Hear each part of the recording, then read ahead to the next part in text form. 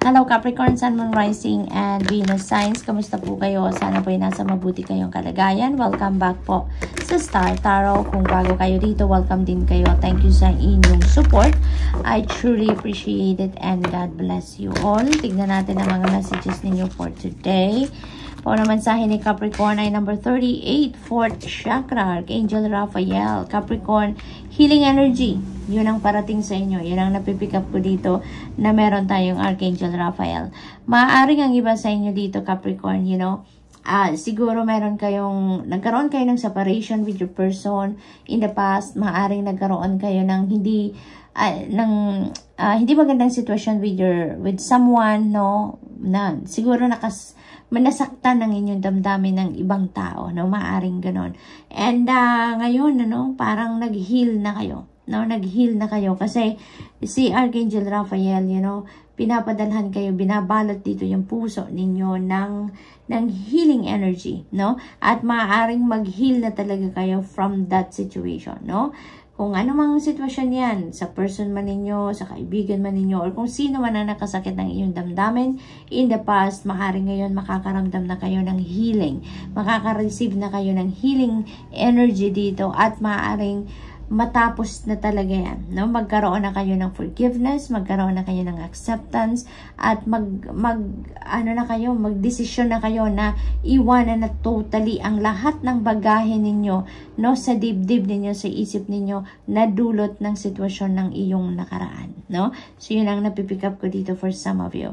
For others of you naman, Capricorn, this could be sakit sa puso, no? Siguro physical, no, na yung puso ninyo. Maaring ang iba sa inyo may sakit sa puso, maaring nagpapagamot, naririnig ko recovery, kaya maaring may procedure din ang iba siguro sa inyo dito, or kapamilya ninyo siguro ang nagkaroon ng procedure sa puso at ngayon nasa recovery stage na, no? So tinutulungan kayo dito, kung kayo or kung kapamilya ninyo ang merong ganong sitwasyon, tinutulungan kayo dito ni Archangel Raphael, no, to heal kung ano man ang sitwasyon ninyo dyan sa puso ninyo, to heal faster, to recover faster, yung ganon, no? So yun ang napipick up ko dito, na parang hinahaplos, no, ni Archangel Raphael ang puso ninyo para na magkaroon kayo ng maramdaman ninyo ang healing energy, no, at gumaling na kayo. So yan ang napipick up ko for others of you. What else? We have number 50, Angel of Strength. Ayan. So you know what? Dito sa pagdedesisyon ng iba sa inyo dito, Capricorn, na iwanan na ang mga bagahe, no? Parang tanggalin na ang mga bagahe sa dibdib ninyo, sa isip ninyo. You may need talaga your courage and inner strength to do that, because it's not easy to do, no? It's easy said and done, no? Talagang ang katotohanan, mahirap mag-let go, no? Mahirap mag-let go. Kahit ano pa man yan, mahirap mag-let go. Kaya kailangan ninyo dito ng inner strength and courage. And huwag kayong mag-alala. Angel of Strength will be here for you para tulungan kayo na lumakas ang inyong dibdib, lumakas ang inyong kalooban para magawa ninyo, no? Na-accept i-accept na kung ano ang nangyari, mag-forgive na, yung mga ganon, so that you can also move on with your life, no, Capricorn? So, don't worry, no? Yung bigat sa dibdib ninyo, mawawala na yan. Magsisimula ka ng i-work out na ang inyong mga nararamdaman, yung mga bagahe pa ninyo from the past, no? Magkakaroon kayo ng lakas ng loob dyan na i-work out ninyo yan para mawala na yan sa dibdib ninyo, so that you can live happily na, no? Genuinely happy, and you can move on with your life. We have number 34, door to personal healing. Ayan na nga, opportunity and happiness. So, may opportunity talaga dito sa inyo, Capricorn, no? Na mag-heal na kayo, no? Mag-heal na kayo. Yung kung ano talaga, yung bit-bit pa ninyong bigat sa dibdib from your past relationship or from your past experiences, no? Sa buhay, meron ng talaga healing energy dito na babalot sa inyo. There are opportunities dito na makakatulong sa inyo or magbibigay sa inyo ng pagkakataon na maghilom na ang lahat ng sugat, no, sa puso ninyo at magiging masaya na kayo. At the new door is opening up for you para dito sa pagiging masaya ninyo, no? So talagang ang pakiramdam ko dito parang merong maglilinis ng puso ninyo dito, no? And that could be Archangel Raphael, no? Maaring lilinisin na talaga niya yung puso ninyo, lahat ng corners ng puso ninyo. Tatanggalin niya yung mga namumuunang, kumbaga, scars, no? From the pain of your past, no? So, talagang magiging masaya na kayo, Capricorn. So, good luck, and that's all I have for you for today. I hope nakatulong mga mensaheng ito in some way. Thank you for watching. Love and light. Namaste. Hello Virgo, Sun, Moon, Rising, and Venus signs. Kamusta kayo? Sana po ay nasa mabuti kayong kalagayan. Welcome back po sa Star Tarot. Kung bago kayo dito, welcome din kayo. Thank you sa inyong support. I truly appreciate it and God bless you all. Tignan natin ang mga messages ninyo for today. Una mensahe ni Virgo ay contract. Napakaganda. Virgo, meron kayong kontratang pipirmahan ngayon. So, ang unang-una ko na-pick up dito, pay attention, no, doon sa mga legal contracts, sa mga, let's say for example, siguro sa mga deed of sale, mga ganon, kontrata sa trabaho, you know, mga ganon, or kontrata sa lease, yung mga ganon, no? Make sure that you are reading everything, no, bago kayo pumirma sa kahit anuman dokumento na to. Make sure to go through, no, lahat ng nakasulat sa papel from top to bottom, left to right, no, and even the fine prints. Make sure na basahin ninyo yan para alam ninyo kung ano yung inyong pinipirmahan. Okay? So, this could be marriage din, no? Ang iba sa inyo siguro magpapakasal, no? Sa ngayon, kaya pipirma kayo marriage contract. Maaari din na lease talaga ito sa bahay, sa apartment, sa condo, sa sasakyan, maaaring ganon ang ganap. It could be anything din na mga legal contracts na pipirmahan ninyo dito, Virgo. Maaaring job offer ito, Virgo, na pipirmahan ninyo. We have number 8, indecision. Ayan, so meron kayong hindi mapagdesisyonan sa ngayon. You are in the fork in the road, Virgo, no? So, in this case, no, na maaaring nalilito kayo, hindi ninyo alam kung ano yung gagawin ninyo dito, no? Hindi ninyo mawari, no, kung if you're going to go to the right or left. In cases like this, you know, ang makakatulong sa inyo dito, Virgo, is your intuition, no?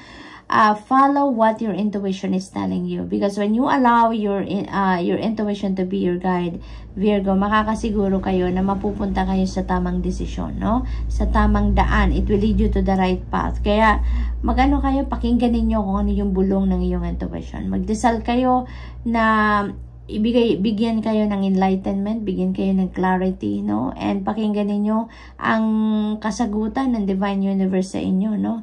Pakinggan ninyo through your intuition. Pakinggan ninyo kung anong bulong ng puso ninyo, no?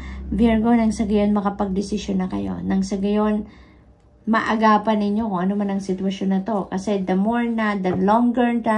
longer it take, no, na mag-decision kayo dito, maaring mag-complicate na din ang sitwasyon. Kaya as much as possible, you know, pagdasal ninyo yan at pakinggan ninyo kung ano ang gabay sa inyo ng Divine Universe through your intuition. So, what else? We have number 22, Yin Yang. Ayan, this is asking for balance. Virgo, no? Balance. Maaring may mga bagay dito na nanineglect na kayo, may mga hindi na kayo napapansin because you are focused on something else, no? Or maaring on few areas lang ng buhay ninyo, maaring ganun. Kaya, this is asking you for balance, no? Master number 22, that is also a very powerful number. So, please look up for the meaning of Master number 22 for more guidance po. Okay? So, may naririnig din akong partnership. Maaring ang iba sa inyo dito is entering a business partnership or a partnership in a project. Maaring may mga collaboration dito na papasukin ng iba sa inyo dito, Virgo. So, maaari din na yan ang kontrata talaga, no, na pipirmahan ninyo. Maaring meron kayong sasaynan na contract for whoever it is na makakapartner ninyo sa trabaho or makakapartner ninyo sa negosyo or magiging ka-collaborate ninyo sa kung ano man ang gagawin ninyong proyekto, no? So, maaring ganun din ang ganap. So, good luck! And that's all I have for you for today. I hope nakatulong ang mga mensaheng ito in some way. Thank you for watching. Love and light. Namaste. Hello, Taurus, Sun, Moon, Rising, and Venus signs. Kamusta kayo? Sana po nasa mabuti kayong kalagayan. Welcome back po sa Star Tarot. Kung bago kayo dito, welcome din kayo. Thank you sa inyong support. I truly appreciate it and God bless you all. Tignan natin ang mga mensahe ninyo for today. We have number 19, Rest and Rejuvenation. Ayan. So, Taurus, nananawagan ang spirit sa inyo na it's about time for you to rest and rejuvenate. Mag-recuperate na kayo, mag-recharge kayo, refill your cup because it's about time na, no? Nabigyan naman ninyo ng panahon, oras ang inyong sarili, okay? Kasi maaaring pagod na kayo, no? Pagod na kayo physically, mentally, emotionally, spiritually, no? So, kaya kailangan nyo na mag-refill kayo ng cup ninyo so that you will be on top of your health, okay? Self-care, yun ang laging uunahin natin, Taurus, dahil lagi natin tatandaan na if you are on top of your health, ay nako, kahit ang dami pang laman ng plate ninyo, ang dami ninyong gagawin, it doesn't matter, kayang-kaya ninyong gawin yan, no? Pero kung mahina ang katawan, laging antok, pagod, gutom, you know, hindi kayo makakapag-concentrate, hindi ninyo maibibigay ang best ninyo sa kung ano man ang inyong gagawin. Kaya, self-care is very important, no? It should be on top of your priorities, no? Taurus, yung pag-self-care. Nang sa gayon, lagi kayong handa, lagi kayong malakas, lagi kayong healthy, no? Kaya kahit mag-multitask pa kayo, walang problema, makakapag-concentrate kayo na maayos because you are rested, you are healthy, you are in good shape, no? So, yan ang panawagan sa inyo. What else? We have number 8, indecision. Ayan. So, meron din kayong ano dito, kinakaharap na decision making, Taurus, no? So, meron siguro kayong sitwasyon dito wherein kailangan ninyong pag-isipan kung ano ang inyong gagawin, no? Should you take the left road or the right road, no? Maaring ganon. And siguro nalilito kayo, no? Nalilito kayo. Hindi kayo makapag-desisyon, hindi malinaw sa inyo ang inyong sitwasyon. Maaring ganon. Maari din naman na hindi kayo nagde-decision. It's because siguro nag-gather pa kayo ng mga impormasyon, no? Maaring nagre-research pa kayo, nagtatanong-tanong pa kayo, maaring may hinihintay pa kayo ng mga detalye, no? Before you make a decision. So that is also possible. But kung talagang nalilito lang kayo, you know, ipagdasal ninyo yan. Ipagdasal ninyo yan, ask for guidance, ask for enlightenment and clarity para nang sa gayon, matulungan kayo, no? Na makapag-desisyon ng sound and fair. At also, always follow your intuition, Taurus. Always follow what your intuition is telling you nang sa gayon, magabayan kayo kung saan ang dapat ninyong patunguhan, puntahan, nang sa gayon, makapag-decision kayo ng tama, ng kung ano ang mas best at makakabuti para sa inyo.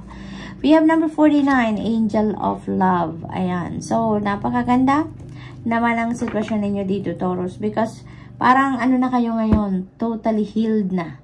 Maaring nagagaling kayo sa sitwasyon wherein may siguro may nakahiwalayan ninyo yung inyong person in the past, no?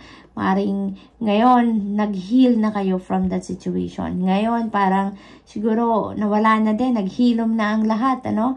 Nawala na yung bigat sa inyong kalooban, nawala na siguro yung bit-bit ninyong emotional baggages, emotional wounds, maaaring ganun. So, maybe nawala na ang lahat ng yan.